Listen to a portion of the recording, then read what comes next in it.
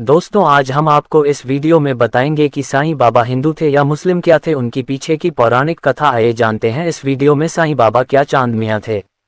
बागेश्वर वाले बाबा ने फिर उछाला शिगुफा।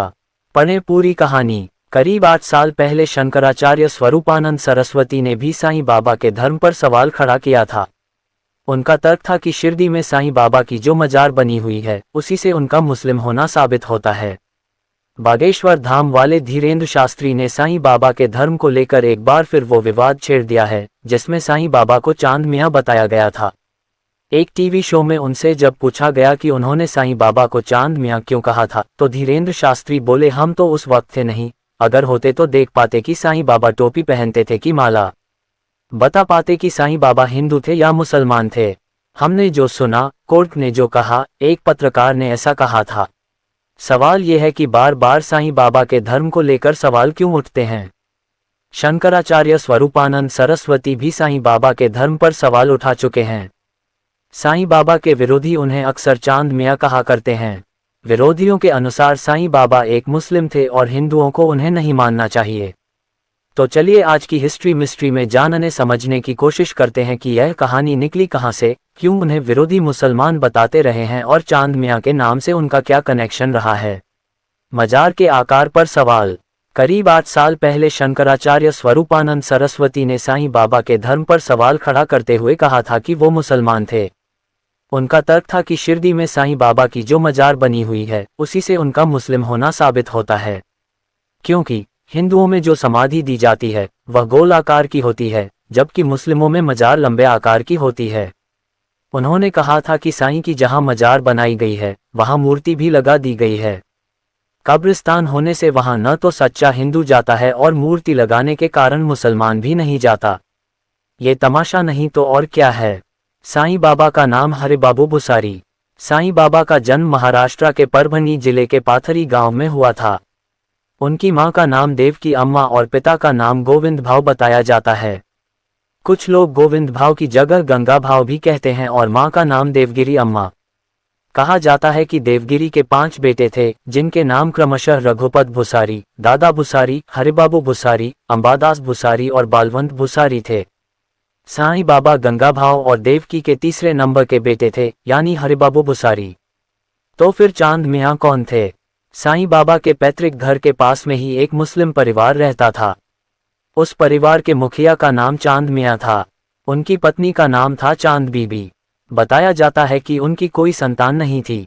हरिबाबू यानी कि साईं बाबा उनके घर पर अपना काफी समय बिताया करते थे। चांद बीबी भी हरिबाबू को अपने बेटे की तरह मानती थीं। उन्हें चांद मियां कहे जाने के तार यहीं से जुड़े हैं।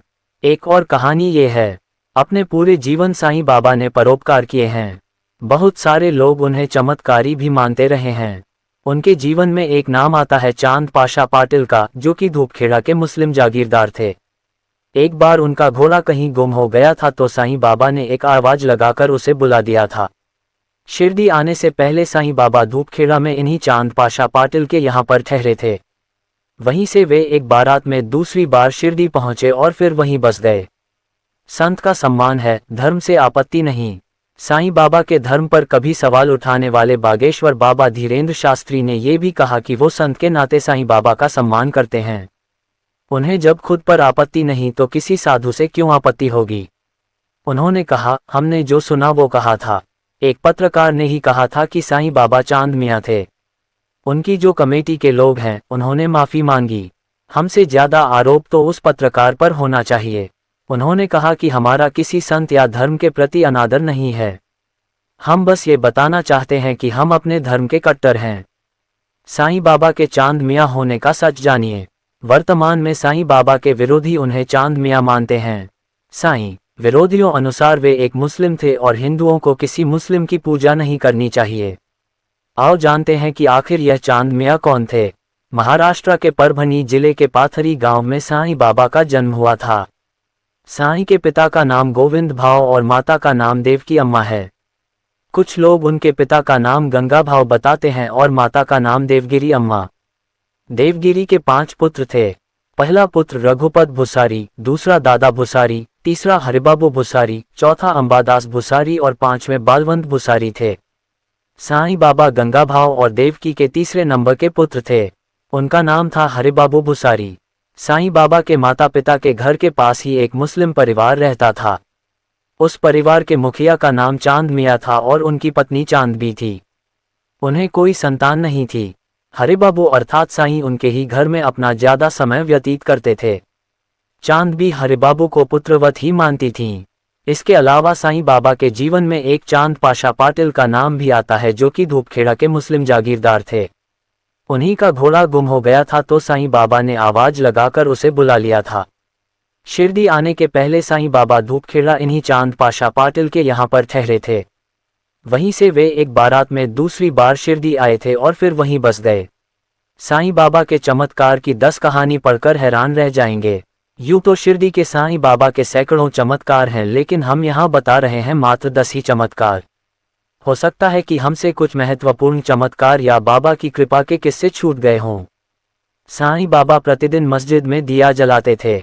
इसके लिए वे बनियों से तेल मांगने जाते थे, लेकिन एक दिन बनियों ने बाबा से कह दिया कि बाबा हमारे पास तेल नहीं है।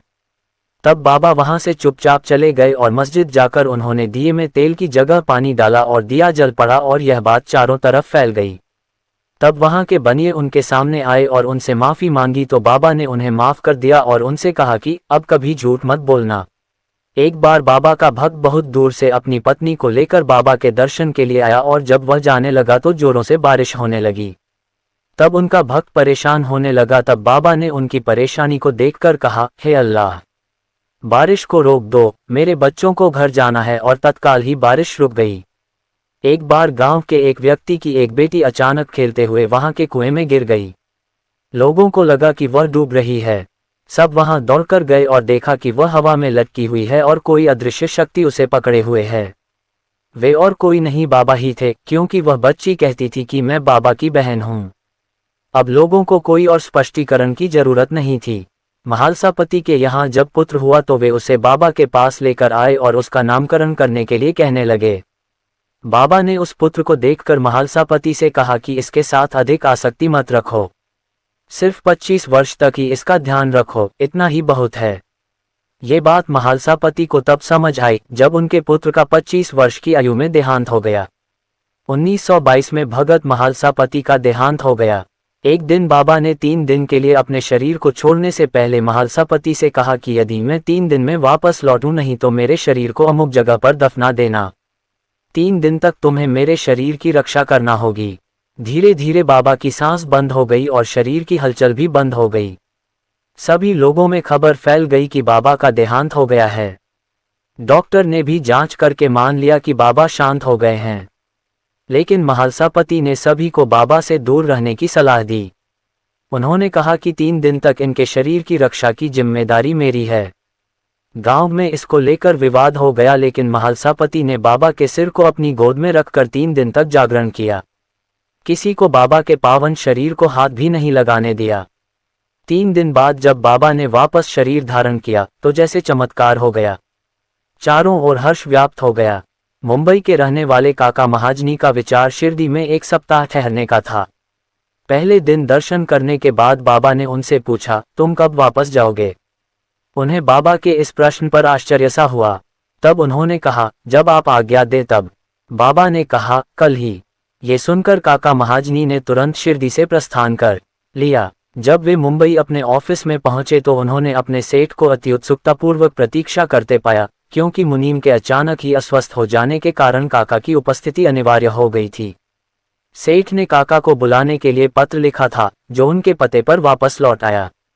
बाबा का जब हाथ जल गया था तो भागजी शिंदे ही उनके हाथ पर घी मलने और पट्टी लगाने का कार्य करते थे। भागजी शिंदे कुष्ठ रोगी थे। चांदोरकर जी बाबा के लिए मुंबई से एक डॉक्टर परमानंद को इलाज के लिए लेकर आए थे, लेकिन बाबा ने इनकार कर दिया और वे शिंदे के हाथों घी लगाकर ही ठीक हो गए। धुमाल एक मुकदमे के संबंध में निफाड़ के न्यायालय को जा रहे थे। मार्ग में वे शिरडी उतरे। उन्होंने बाबा के दर्शन किए और तत्काल ही निफाड़ को प्रस्थान करने लगे, परंतु बाबा की स्वीकृति प्राप्त न हुई। उन्होंने उन्हें शिरडी में 1 सप्ताह और रोक लिया। इसी बीच में निफाड़ के न्यायाधीश उदर पीड़ा से ग्रस्त हो गए। इस कारण उनका मुकदमा किसी अगले दिन के लिए बढ़ाया गया। 1 सप्ताह बाद भाव साहेब को लौटने की अनुमति मिली। इस मामले की सुनवाई कई महीनों तक और 4 न्यायाधीशों के पास हुई। फलस्वरूप धुमाल ने मुकदमे में सफलता प्राप्त की और उनका मुवक्किल मामले में बरी हो गया। नासिक के प्रसिद्ध ज्योतिष, वेदिज्ञ, 6 शास्त्रों सहित सामुद्रिक शास्त्र में भी पारंगत मूल्य शास्त्री एक बार नागपुर के धनपति साईं भक्त बापू साहेब बूटी के साथ शिरडी पधारे। हस्तरेखा विशारद होने के नाते मूल्य शास्त्री ने बाबा के हाथ की परीक्षा करने की प्रार्थना की, परंतु बाबा ने उनकी प्रार्थना पर कोई ध्यान न देकर उन्हें 4 केले दिए और इसके बाद सब लोग वाड़े को लौट आए। वाड़े से लौटने के बाद में आरती के समय बापू साहेब से बाबा ने कहा कि वो मूल्य से कुछ दक्षिणा ले आओ। मूल्य जब दक्षिणा देने के लिए गए तो वे मस्जिद के बाहर ही खड़े रहकर बाबा पर पुष्प फेंकने लगे। लेकिन जब उन्होंने ध्यान से देखा तो उन्हें बाबा की जगह उनके कैलाशवासी गुरु गोल्ब स्वामी दिखाई देने लगे। वे उनकी स्तुति करने लगे और जब आंख खोली तो उन्हें बाबा को दक्षिणा मांगते हुए देखा। ये चमत्कार देखकर उनका संशय दूर हो गया। एक डॉक्टर अपने साईं भक्त मित्र के साथ शिरडी पधारे। उन्होंने मित्र से कहा कि तुम ही दर्शन करने जाओ, मैं नहीं जाऊंगा, क्योंकि मैं श्रीराम के अलावा किसी के समक्ष नहीं झुकता, खासकर किसी यवन के समक्ष, और वह भी मस्जिद में तो कतई नहीं। मित्र के कहा कि तुम्हें वहां कोई झुकने या नमन करने को कोई बाध्य नहीं करेगा, अतः मेरे साथ चलो, आनंद रहेगा। वे शिरडी पहुंचे और बाबा के दर्शन को गए, परंतु डॉक्टर को ही सबसे आगे जाते देख और बाबा की प्रथम चरण वंदना करते देख सबको बड़ा विस्मय हुआ। लोगों ने डॉक्टर से पूछा कि क्या हुआ। डॉक्टर ने बतलाया कि बाबा के स्थान पर उन्हें अपने प्रिय इष्टदेव श्रीराम के दर्शन हुए और इसलिए उन्होंने नमस्कार किया।